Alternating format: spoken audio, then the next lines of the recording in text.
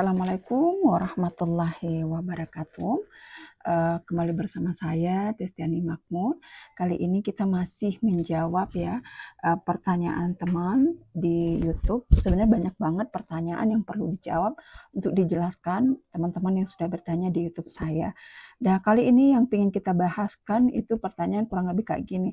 Apakah kuliah S3 di Indonesia perlu TOEFL? Nah, rata-rata kampus di Indonesia, baik yang berbasis keagamaan, swasta pun negeri, rata-rata mereka mengisyaratkan salah satu syarat untuk menjadi mahasiswa S3 adalah melampirkan TOEFL. Nah, TOEFL. Terus mungkin ya berbeda-beda skor yang ditetapkan berapa jumlahnya. Dan biasanya juga seandainya ketika kita mendaftar S3 skornya tidak memenuhi, biasanya di setiap kampus tentu toleransinya berbeda-beda. Kalau umumnya saya lihatin toleransinya misalnya ketika kita daftar S3 TOEFL kita nggak ada, mungkin sambil jalan nanti dipersiapkan TOEFL-nya, atau ketika mau ujian kompre baru dipenuhi skor TOEFL-nya, atau ketika mau ujian promosi doktor. Nah, itu kebijakan masing-masing setiap kampus. Kampus itu juga bermacam-macam jenis TOEFL ya. Yang kita ketahui di Indonesia itu jenis TOEFL dan standar umum untuk S3 itu biasanya dipakai ada yang web, ada ETV, ada IELTS kayak gitu.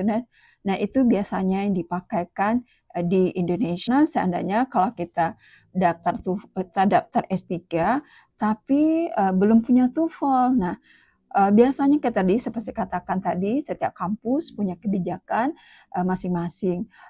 Biasanya TOEFL seandainya di awal kuliah ketika kita mendaftar kuliah S3 syarat skor TOEFL kita tidak terpenuhi, biasanya dikasih dispensasi toleransi, misalnya di kompre nanti harus disiapkan, atau ketika mau ujian tertutup, atau ketika mau promosi doktor. Nah, itu kebijakan setiap kampus tuh beda-beda. Yang pasti kita harus menampilkan sertifikat TOEFL kita sesuai skor masing-masing setiap kampus ya. Sarankan ya sebaiknya TOEFL dari awal sudah dipersiapkan, sehingga kenapa?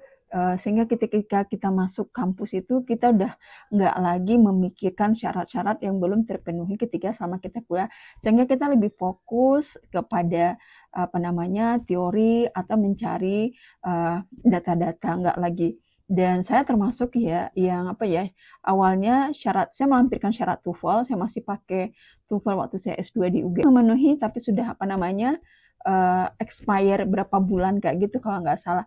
Akhirnya itu dipakai, tapi kemudian selama kuliah nanti ini harus diperbaiki, sertifikatnya diperbarui, maksudnya sesuai dengan skor yang telah ditetapkan. Kuliah dulu itu bisa TOEFL-nya berlaku, bisa boleh kita kumpul di awal kompre, di ujian proposal, yang pasti nggak boleh sebelum promosi doktor. Nah, andainya teman ingin melanjutkan kuliah S3, sebaiknya dari awal sudah mempersiapkan TOEFL. Nah, kampus itu juga memiliki kebijakan masing-masing. Misalnya kita boleh ikut tes TOEFL itu di mana, dia punya standar masing-masing. Kalau tempat saya kuliah dulu, baik di UGM maupun di UIN, mereka biasanya di kampus masing-masing. Mereka bahasa yang menyediakan untuk kita latihan TOEFL, biasanya ada kayak gitu.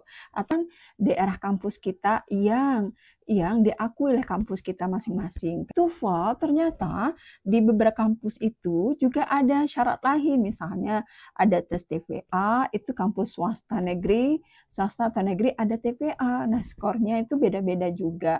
Itu tes potensi akademik. Nah, ini juga biasanya dimintakan juga ya ketika kita mau daftar kuliah S3 TVA-nya. Kalau nggak ada ya sama kebijakannya tadi, selama kita perkuliahan kita bisa mempersiapkannya. Sementara keagamaan atau di bawah Kemenak, seperti saya kuliah S3 kemarin, TVA-nya nggak ada, tapi harus ada tes potensi bahasa Arab. Nah, umum nggak berlaku, melainkan diganti dengan tes potensi umum bahasa Arab. Nah, ini hanya skor TOEFL kita tidak memenuhi, kita ingin memenuhi syaratnya, biasanya itu berlaku ada tempat tes di kampus, luar kampus yang diakui oleh kampus kita masing-masing. Harus dipenuhi ketika kita akan kuliah S3 ya, atau TPA. Nah, ini harus terlampir, harus dipenuhi sebagai syarat-syarat kita sebagai mahasiswa S3. Seandainya kalau tidak ada syarat TOEFL tadi, apa kita lulus? Kemungkinan lulus, tapi dengan catatan kita harus membuat perjanjian bahwa selama kuliah akan memenuhi syarat tersebut. Nah, itu kalau tidak memenuhi syarat tersebut, maka kita nggak bisa keluar dari kampus tersebut. Karena namanya juga syarat semua harus terpenuhi baru bisa kita keluar. Nah, itu. Jadi saya sarankan sebaiknya dari awal teman yang ingin lanjut kuliah S3 sudah ada TOEFL-nya. Skornya tentu beda-beda setiap kampus ya. Indonesia, skor yang dibutuhkan untuk TOEFL itu dari rank 500 sampai 550. Nah, itu informasi sampaikan ini bermanfaat buat teman yang sedang mempersiapkan kuliah S3 dan mudah-mudahan yang sedang kuliah S3 Allah mudahkan, yang sedang disertasi cepat promosi doktornya. Yang sudah doktor mudah-mudahan makin banyak tulisan yang bermanfaat yang menginspirasi masyarakat luas. Pertanyaan silakan komen. Assalamualaikum warahmatullahi wabarakatuh.